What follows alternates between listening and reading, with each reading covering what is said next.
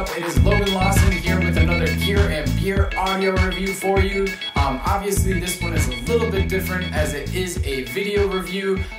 That being said, if you haven't checked out the blog post or the podcast, I highly suggest you do so, as I've already done both of those on the Native Instrument Complete Kontrol that we're going to be talking about. And I've also gone over a lot of information that I'm not going to be going over on the Native Instruments Complete Kontrol, as I've already gone over them in the blog post and the podcast. So that being said, if you have checked those out, let's get into the Native Instruments Complete Kontrol and talk about it in a little bit more depth. Alright, when it comes to the layout of the Native Instrument Complete Kontrol, we have a lot of very useful things, such as the navigate section to my right, where you have the browse button, where you can actually hit and go to different plugins throughout the Native Instruments Complete Kontrol software that you get. I can load up, say, like Prism here, and we can go to bowed strings, synthetic strings, and this is a synthetic cello on Prism, and let's wait for that to load up here. And now it is all loaded up and ready to go.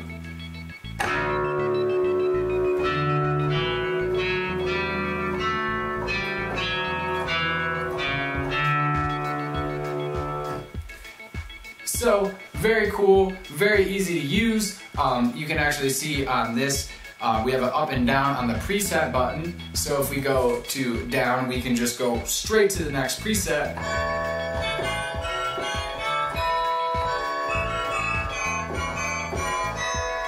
So very, very cool, very easy to use, very easy to go through the different presets and find what you're looking for. And then next, that's going to lead us to the encoders here that actually are auto-mapped incomplete to the instrument that you're using. So if, say, we want a little bit more reverb in here, we just grab that reverb encoder and turn that up.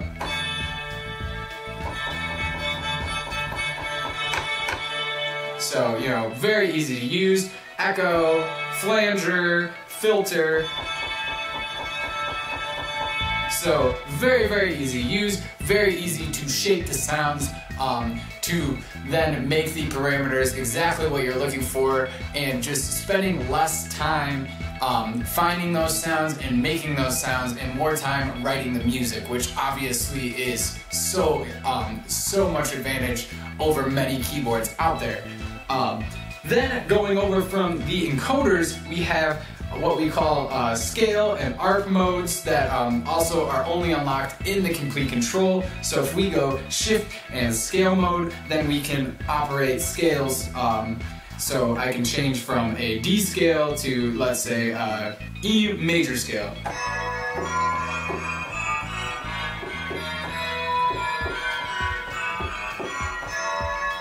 And one thing that I have to say that I found as actually a disadvantage of this mode is that when you're in scale mode, you have no accidentals. I kind of thought when I got on here, okay, the LED lights are lighting up what's in key, great, I can play those, but I can also play the accidentals.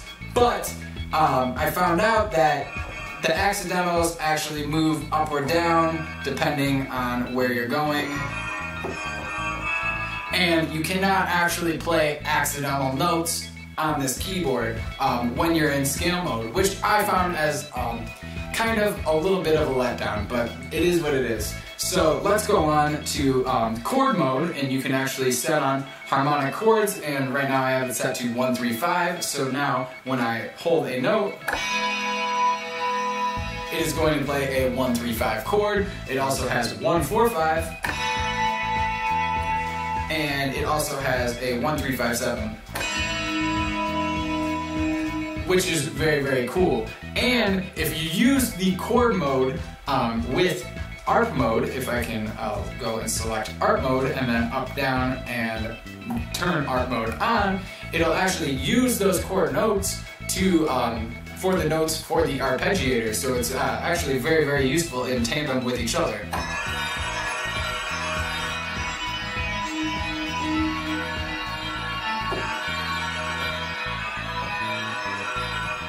So very cool to use with the arc mode, with that. Also, obviously, the encoders are pre-mapped, like I said before, for the ARP and the scale mode, which then incorporates that into the Komplete Kontrol software.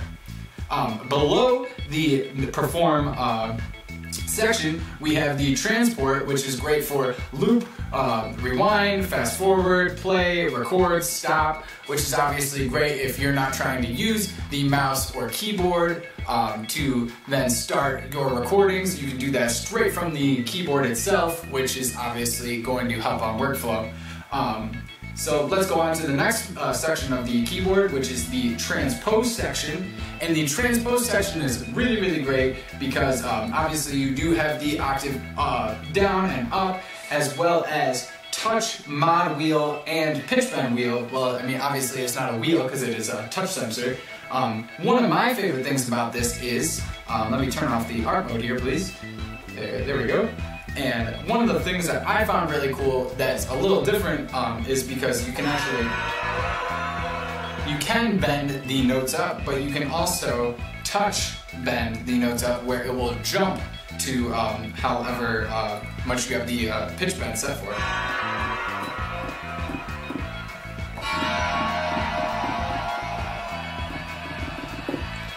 So, pretty cool way of, pretty expressive way of using the pitch bend wheel and in a new fashion that's a little bit different than just say a standard keyboard with a pitch bend wheel. So that's a little overview of the layout. I know I said this in the podcast and the blog post, but the key bed is absolutely awesome, very, very dynamic and very, very fun to play. It's just really great. Very dynamic,